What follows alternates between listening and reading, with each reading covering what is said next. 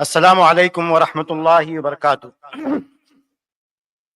الحمد للہ رب العالمین والصلاة والسلام علی خیر خلقہ محمد وعلی آلہ وصحبہ اجمعین ومن تبعهم بإحسان الى یوم الدین۔ رب اشرح لی صدری ویسر لی امری واحلل عقدۃ من لسانی یفقہوا قولی۔ لائق صد احترام صدر مجلس، معزز علماء کرام اور قابل احترام سامعین و سامعات، آج جو موضوع میرے سامنے ہے موضوع ہے کمیشن کی جائز و ناجائز صورتیں۔ اللہ تعالیٰ سے دعا ہے کہ اللہ تبارک و تعالیٰ مجھے مختصر وقت میں چند اہم باتیں اس موضوع کے تعلق سے آپ کے سامنے رکھنے کی توفیق عطا فرمائے، آمین۔ سب سے پہلی بات جو میں آپ کے سامنے کہنا چاہتا ہوں کہ اور بھی علماء کرام نے بات رکھی ہے لیکن میں اس کو دہراتا ہوں کہ شریعت میں دو طرح کی چیزیں ہیں، ایک ہے عبادات اور دوسرے معاملات۔ جو چیزیں معاملات کے قبیل سے ہیں جیسے ہمارا کپڑا پہننا، کھانا پینا، شادی بیاہ، ہماری خرید و فروخت، اس طرح کی جو بھی چیزیں ہیں اس میں الاصل فیہا الحل۔ اس طرح کے معاملات میں جن کا تعلق ہمارے رہن سہن سے ہے، خرید و فروخت سے ہے، اس میں اصل کیا ہے کہ تمام چیزیں حلال ہیں۔ اگر انسان کسی تجارت یا تجارت کی کسی شکل کو، معاملات کی کسی شکل کو ناجائز کہتا ہے تو ناجائز کہنے والے کو دلیل دینی ہوگی کہ شریعت کی نگاہ میں اس وجہ سے یہ چیز ناجائز ہے۔ تو ایک بات ہمیشہ ذہن میں رہے کہ اصل جواز ہے اس طرح کے معاملات میں۔ دوسری بات یہ ہے کہ ہمیں آج کے ماحول میں جہاں حرام تجارت کی شکلیں بہت زیادہ ہو گئی ہیں، حلال کمانا مشکل ہو گیا ہے، تو اب ایک قاعدہ جو بہت ساری قرآنی آیات اور احادیث شریفہ میں ہمیں ملتا ہے کہ تیسیر کا قاعدہ، کہ لوگوں کے لیے آسانی کی جائے۔ اگر شریعت میں کہیں گنجائش ملتی ہے تو کسی مسلکی بنیاد پر یا کسی اور بنیاد پر حرمت پر ضد نہ کی جائے۔ اگر گنجائش ہے تو عوام کو وہ گنجائش دی جائے کہ اس میں گنجائش ہے اور کچھ گنجائش نکل سکتی ہے، آپ ایسا کر سکتے ہیں۔ تو تیسیر کا معاملہ دوسرا، کہ تیسیر کا معاملہ ہونا چاہیے۔ اب تیسرا مسئلہ کیا ہے، تیسرا پوائنٹ کیا ہے ہمارے موضوع کا؟ اب کمیشن بہت ساری صورتیں بنتی ہیں، لیکن ہم یہاں جس کمیشن کی بات کر رہے ہیں عربی زبان میں اس کی جو تکلیف ہوتی ہے اسے کہتے کیا ہے؟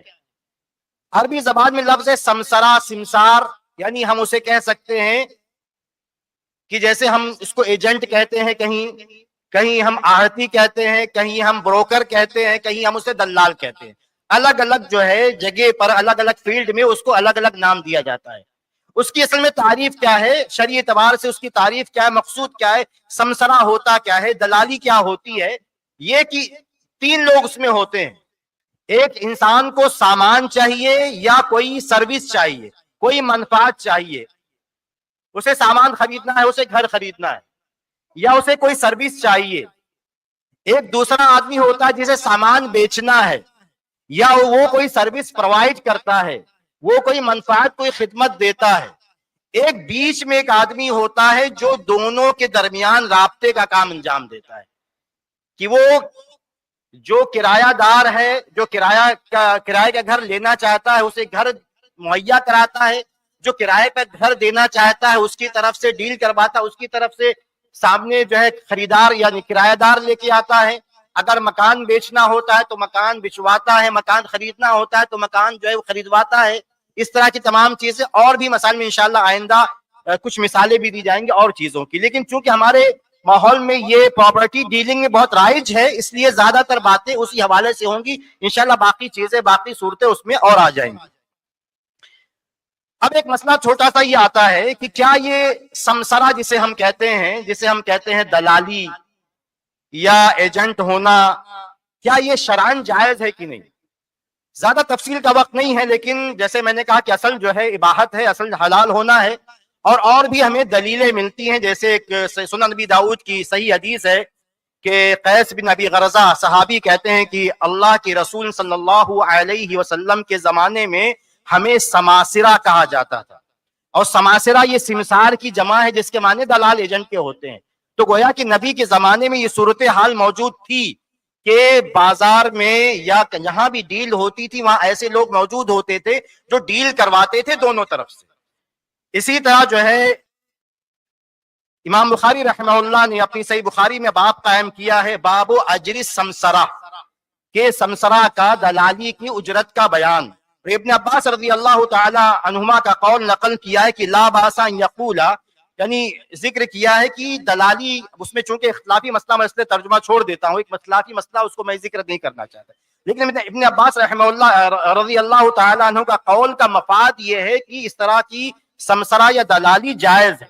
اسی طرح ابن سیرین کا قول نقل کیا ہے، تابعین میں سے عطا کا قول نقل کیا، تابعین میں سے ابراہیم کا، حسن بصری رحمہ اللہ کے اقوال ذکر کیے ہیں جو اس بات پر دلالت کرتے ہیں کہ سمسرہ یعنی دلالی کرنا، دو لوگوں کے درمیان ڈیل کروانا، کسی کا مکان بیچنا بچوانا، اجرت پہ دلانا، یا کوئی جو ہے اگر کوئی سروس ہے کوئی دیتا ہے اس سے سروس اس تک لوگوں کو پہنچا جائے، بلکہ اس کو جو ہے آنے دے مارکیٹ میں اور وہ اپنے اعتبار سے بیچے. لیکن اگر کسی سے استدلال کیا کہ اگر حاضر سے، یعنی اگر شہری کا دلال بنتا ہے تو جائز. تو یہ صورت جو ہے جو آج کی صورتیں ہیں اس میں سے اکثر صورتیں جو ہے وہ جواز کی بنتی ہیں. اب شرطیں کیا ہیں؟ کچھ شرطیں میں آپ کو یعنی سمسرہ کی یا ایجنٹ بننے کی جو شرطیں ہیں یا اس طرح کے عمل کی جو شرطیں میں آپ کے سامنے بیان کرتا ہوں. ایک پہلی بات تو بہت واضح ہے کہ اگر مجھے ایسا کچھ کام کرنا ہے تو مجھے جو چیز ہے وہ حلال ہونی چاہیے، جو کاروبار ہے وہ حلال ہونا چاہیے. کسی حرام کاروبار میں بیچ میں نہیں آ سکتا. میں ایجنٹ کسی حرام کاروبار کا نہیں بن سکتا کسی بھی صورت. کوئی بھی اگر بیچنے والی صورت ہے، مثال کے طور پر بہت واضح چیزوں میں شراب کا کاروبار ہے، کوئی اور کاروبار اس طرح حرام چیز کا ہے، تو میں اس میں کسی بھی ایسی تجارت میں بیچ میں نہیں آ سکتا، میں سمسار یا جو میں ایجنٹ نہیں بن سکتا. دوسری بات اہم یہ ہے کہ یہ کوئی جو ٹھیک ہے عام صورت میں آدمی چاہے تو کسی چیز کا پیسہ نہ لے، لیکن اگر میں نے ڈیل کر کے کسی سے کام کروایا ہے کہ آپ میرا یہ کام کریں میں آپ کو کچھ دوں گا، تو ایسی صورت میں یہ اجرت واجب ہوتی ہے. اس میں آپ جو ہے منع کرنے کی کوئی صورت نہیں نکال سکتے کہ میں آپ کو نہیں دوں گا، آپ کو دینا ہی ہے.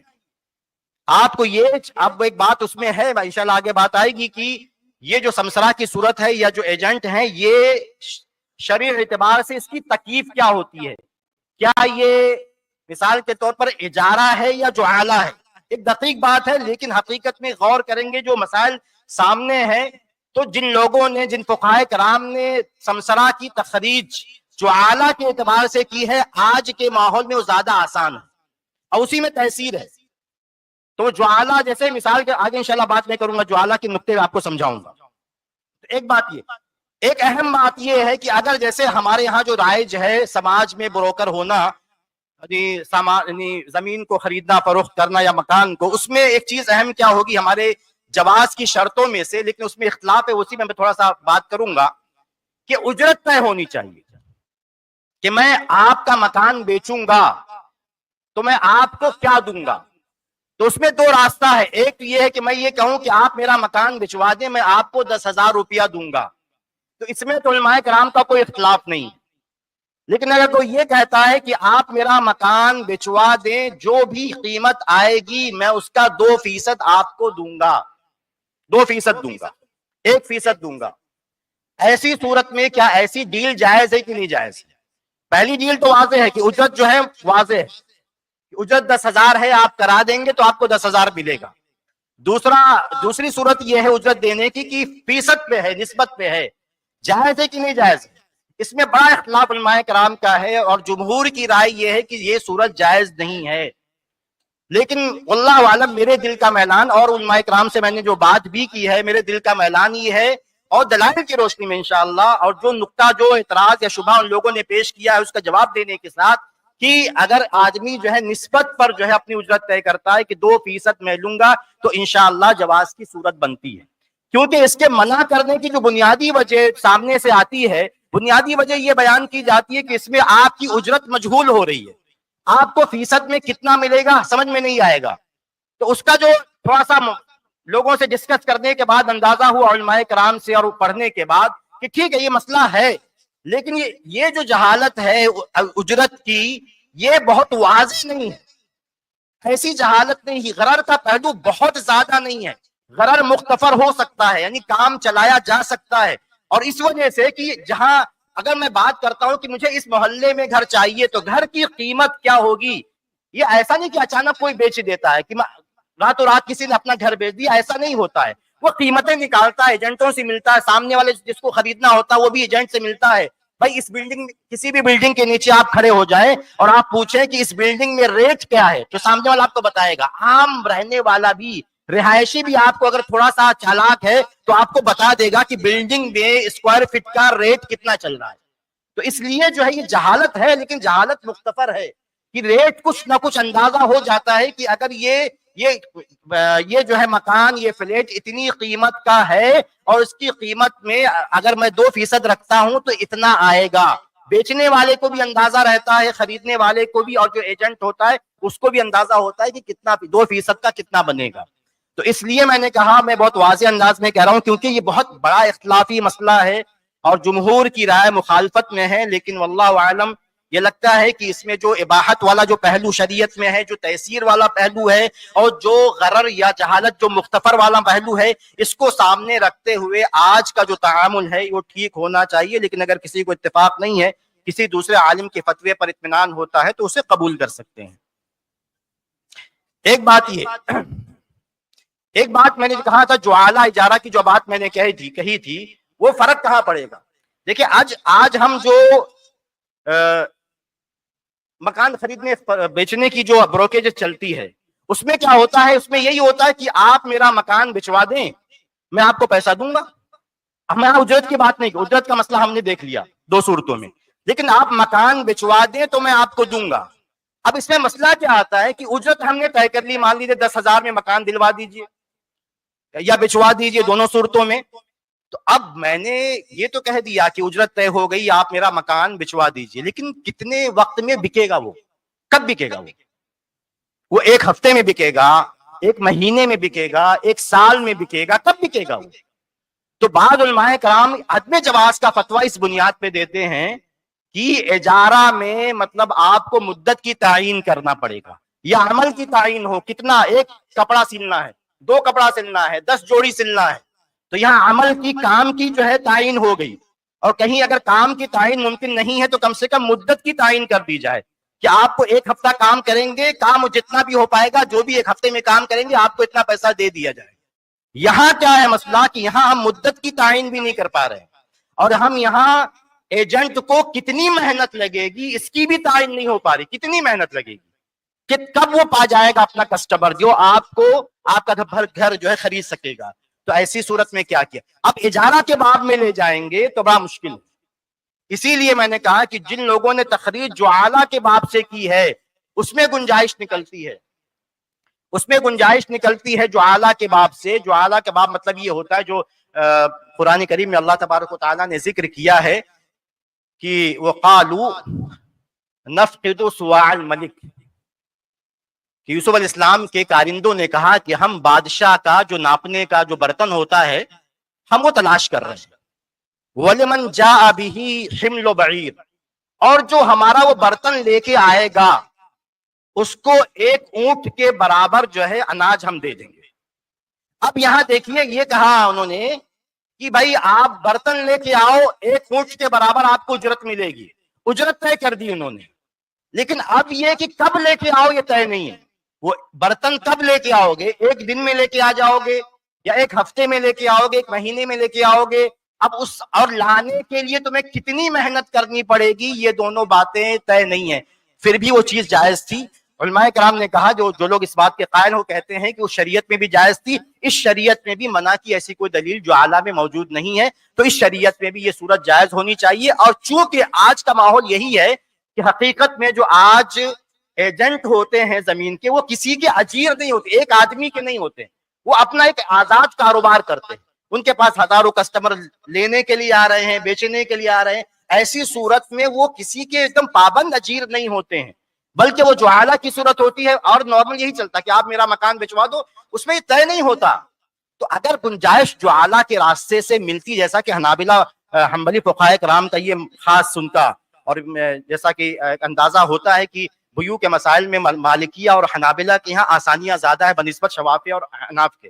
تو اگر یہ آسانی اور اس میں شریعت کی کوئی بہت بڑی رکاوٹ موجود نہیں ہے تو یہ صورت جو ہے صورت جواز کا فتویٰ دینا چاہیے، جیسا کہ بہت سارے معاصرین علماء اس بات کا فتویٰ دے رہے ہیں کہ یہ صورت جائز ہے. چونکہ وقت ہو رہا ہے، صرف 2 باتیں اور میں جو زیادہ ڈسپیوٹیڈ ہیں میں اس کو بیان کر دیتا ہوں. ایک مسئلہ جو ہے، 1-2 باتیں. ایک مسئلہ جو بہت زیادہ ہمارے اس میں آتا ہے زمین کے لین دین میں، یعنی ایجنٹ بننے میں، کہ میں جو اپنا کمیشن لوں گا، میں جس کو ہم کمیشن کہہ رہے ہیں، میں اپنا کمیشن لوں گا، میں کس سے لوں گا کمیشن؟ میں ایک مکان بیچ بھی رہا ہوں اور اسی مکان کو کسی کو دلا بھی رہا ہوں. مکان بیچ بھی رہا ہوں اور جو ہے میں دلا بھی رہا ہوں اسی مکان کو. تو اب میں کمیشن کس سے لوں گا؟ اس میں علماء کرام نے بہت زیادہ بحث کی ہے. کچھ لوگوں کا عام جو پرانے فقہا کا جو قول تھا یہ کہ بائے پر ہے، بیچنے والے پر، کمیشن بیچنے والے پر ہے. کچھ لوگوں نے یہ کہا کہ نہیں، کمیشن جو ہے وہ عرف اور یا شرط پہ ہے. شرط کا مطلب ہے کہ میں طے کروں گا، میں نے دونوں طرف سے طے کر لیا تو دونوں طرف سے، ایک طرف سے طے کیا تو ایک طرف سے. یہ بعض صورتوں نکال کے، بعض مخصوص صورتیں جہاں کسی کی طرف. ایک تیسری صورت جو ہے جو بہت واضح ہے کہ جو مجھے کام پہ لگا رہا ہے، جو میری خدمت لے رہا ہے، اصل میں اس پر جو ہے وہ کمیشن کی رقم ہے. خلاصہ یہ نکلا باتوں کا بہت زیادہ اس کو پڑھنے کے بعد، سمجھنے کے بعد، اور اپنی رائے صرف نہیں، فقہاء کرام کی، علماء کرام کی جنہوں نے اس موضوع پر جو ہے ضخیم کتابیں لکھی ہے یا بات کی ہے، کہ اس میں عرف کا بہت دخل ہے. شریعت نے کوئی پابندی نہیں لگائی. تو اگر ایسا کوئی رواج ہے، عرف ہے کہ ایجنٹ دونوں طرف سے لیتا ہے تو گنجائش ہے. وہ چاہے تو ایک طرف سے لے، دوسری طرف سے نہ لے، لیکن اگر وہ دونوں طرف سے کمیشن لیتا ہے کہ بیچنے والے سے بھی کمیشن لے رہا ہے، خریدنے والے سے بھی کمیشن لے رہا ہے، اور اس میں کوئی دھوکہ نہیں ہے، تمام باتیں نہیں ہیں، وہ نارمل کمیشن دونوں، کیونکہ یہ دونوں طرف. اور میں نے جو آپ نارمل بات کریں، نارمل ذہن جو شریعت کہتی ہے، مطلب وہ محنت دونوں طرف سے کرتا ہے، اس کی زندگی اسی میں کھپتی. لوگ کبھی کبھی کہتے ہیں ہاں کسی ایسے مسئلے میں کہ بھائی ٹھیک ہے بلا وجہ کا کمیشن تو سمجھ میں آتی، لیکن ایک آدمی نے جب اپنا کاروبار وہی بنایا، صبح سے شام تک فون لے کے پڑا رہتا ہے، اس سے بات کر رہا ہے، اس کی ملاقاتیں صرف اس لیے ہوتی تاکہ اس کا کام ہو جائے، تاکہ آپ بتائیں کہ آپ کے پاس مکان ہے، آپ کو بیچنا، آپ کو خریدنا، یہ اس کی محنتیں ہیں. تو اگر ان محنتوں کی وجہ سے اگر وہ دونوں سے کمیشن لیتا ہے تو اس میں شرعی اعتبار سے، میں اپنی بات صرف نہیں کر رہا ہوں، میں فتوے کی بنیاد پہ باتیں کر رہا ہوں، کہ علماء کرام نے کہا کہ یہ اس میں شریعت نے سختی نہیں کی ہے، گنجائش نکلتی ہے کہ دونوں طرف سے کمیشن لیا جائے، دونوں طرف سے کمیشن لیا جائے.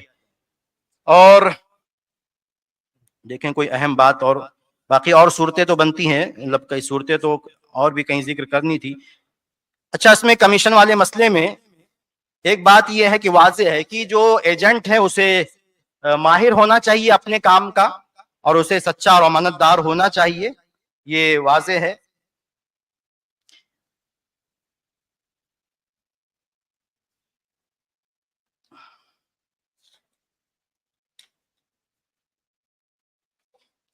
اچھا، 1-2 بات اور جو تھوڑا سمجھنے کے لیے اصولی باتیں، کہ دیکھیے کیونکہ کمیشن کے بہت ساری صورتیں ہیں.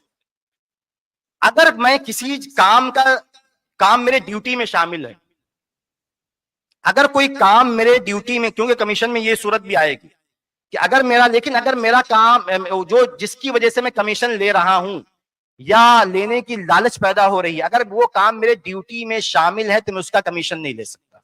وہ رشوت ہوتی ہے اصل میں. مطلب کسی ایسی جگہ میں بیٹھا ہوں کہ مجھے کسی کا ایڈمیشن لینا ہے، کسی کو نوکری دلانا، کچھ بھی ایسا ہے، اور وہ تمام کام میرے ڈیوٹی میں شامل ہیں، اس میں مجھے کمپنی اس کام کا پیسہ دے رہی ہے یا کوئی ادارہ مجھے اس کام کا پیسہ دے رہا ہے. اب بہت سارے لوگوں نے ایسی چیزوں کو کمیشن کے نام پہ رائج کر دیا. یہ کمیشن نہیں ہوتا، یہ رشوت ہے اصل میں، اس کو زبردستی کمیشن کا نام دیا جاتا ہے. تو ایک بات یہ واضح رہے کہ یہ جو ہے یہ عمال جسے کہتے ہیں، عمال کی رشوت، کسی بھی جو ہے کارندے کی رشوت ہوتی ہے، یہ جس کو بعض دفعہ یہ کہا جاتا ہے کہ یہ کمیشن کی صورت ہے. ایک چیز تو یہ. دوسری بات اسی سے ملتی جلتی صورت یہ بنتی ہے کہ اگر ایک آدمی کو کوئی کمپنی کسی کام ڈیل کے لیے بھیجتی ہے، ایک تو آدمی بیٹھا ہوا ہے، کام اس کے پاس آتا ہے لیکن کمپنی کا کام کر رہا ہے، کسی ادارے کا کام کر رہا ہے، اس پہ کمیشن نہیں لے سکتا، وہ رشوت ہے. ایک دوسرا راستہ ملتا جلتا یہ ہوتا ہے کہ کسی ڈیل کے لیے، جیسے کمپنی کو ایک زمین خریدنی ہے, ڈیل کے لیے آپ کو جو ہے بھیجا جا رہا ہے بطور نمائندہ, تو وہ آپ کے اسی سے ملتی جلتی صورت کہ یہ آپ کے کام میں داخل ہے, کیونکہ اس میں لوگ کرتے ہیں ایسا کہ کمپنی کی طرف سے گئے مندوب بن کر, ان کا نمائندہ بن کر گئے اور وہاں جا کے جس کی زمین ہے اس سے ڈیل کرتے ہیں کہ میں آپ کی زمین کمپنی سے بچوا دوں گا لیکن آپ مجھے اتنا کمیشن دیں گے. یہ کمیشن نہیں ہے, یہ کمیشن نہیں ہے, کیونکہ یہ جو ڈیل کروانا یہ آپ کے کام میں داخل تھا, آپ کے کام میں داخل تھا. ٹھیک ہے, ایک آخری صورت میں بیان کر دیتا ہوں, بس نہیں میں زیادہ وقت نہیں لوں گا, وہ کیونکہ اہم مسئلہ مطلب ایک صورتوں میں سے ایک صورت ہے. کچھ لوگ نے پوچھا بھی کہ جیسے آج کل ڈاکٹروں کا بڑا مسئلہ ہے, ڈاکٹر کٹ لیتے ہیں, کٹ ریفر کریں گے تو کٹ آئے گا, لیب پر اگر ریفر کریں گے کسی ٹیسٹ کے لیے تو کٹ آئے گا, اور اسے بہت ساری چیزوں پر کسی جو ہے آپ کو دوائی کی دکان پر بھیجیں گے تو اس کا کٹ ان کو آئے گا. یہ کٹ کیا ہے, کیا یہ جائز صورت بنتی ہے اس میں؟ تو علماء کرام کے جتنے بھی فتاوے میں نے پڑھے اس کے اعتبار سے اس میں جواز کی صورت نہیں ہے, اس میں جواز کی کوئی صورت نہیں. ریفر کرنے پر پیسہ ملنا یہ جواز کی صورت نہیں بنتی ہے. یا آپ نے کسی لیب کو ریفر کیا, لیب کو بھیجا لیب پر, میں کیا کہہ رہا ہوں, میں وہ نہیں کہہ رہا ہوں کہ آپ یہ کہیں کہ دھوکہ نہیں دے, نہ بھی دے تو بھی جائز نہیں. دھوکہ دے کہ جو ٹیسٹ نہیں کرنا تھا وہ بھی کروائے, وہ ایک الگ مسئلہ ہے. یا کسی خراب لیب پر بھیجے, خراب ڈاکٹر کے پاس بھیجے, وہ ایک الگ مسئلہ ہے.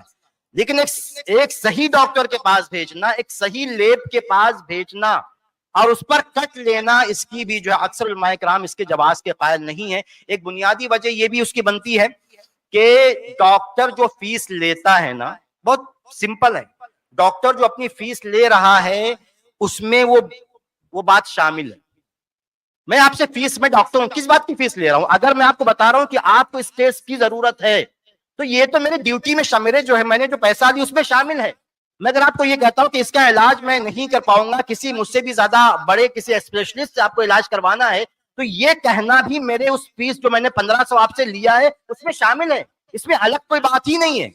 تو جو چیز آپ کے فیس, جو خدمتیں آپ کے فیس میں شامل ہیں اس کے لیے الگ سے کمیشن نہیں لیا جانا چاہیے.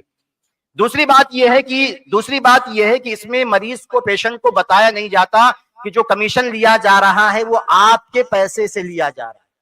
اور اس میں تیسری بات یہ ہے کہ جو کمیشن لیا جاتا ہے وہ اس کی وجہ سے بہت زیادہ ضرر جو ہے وہ مریض کو ملتا ہے, مریض کو پہنچتا ہے, بہت زیادہ فاحش ضرر ہے اس میں.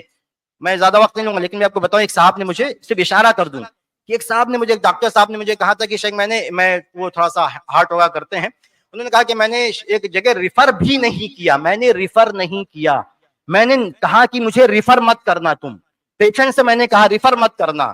ریفر نہ کرنے کے باوجود کسی طرح اس سامنے والے ہاسپٹل نے اس کا جو ہے وہ اینجیوگرافی کرایا اور اس کا 30,000 روپیہ بغیر ریفر کیے ہوئے میرے پاس پہنچا دیا.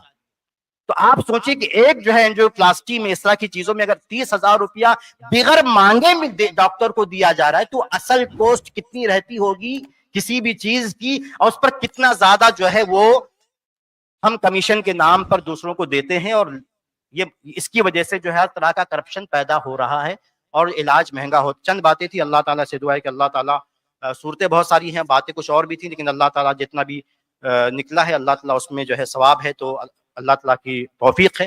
اگر غلطی ہے تو میرے طرف سے ہے, اللہ تعالیٰ مجھے معاف کرے. آمین. والسلام علیکم ورحمۃ اللہ.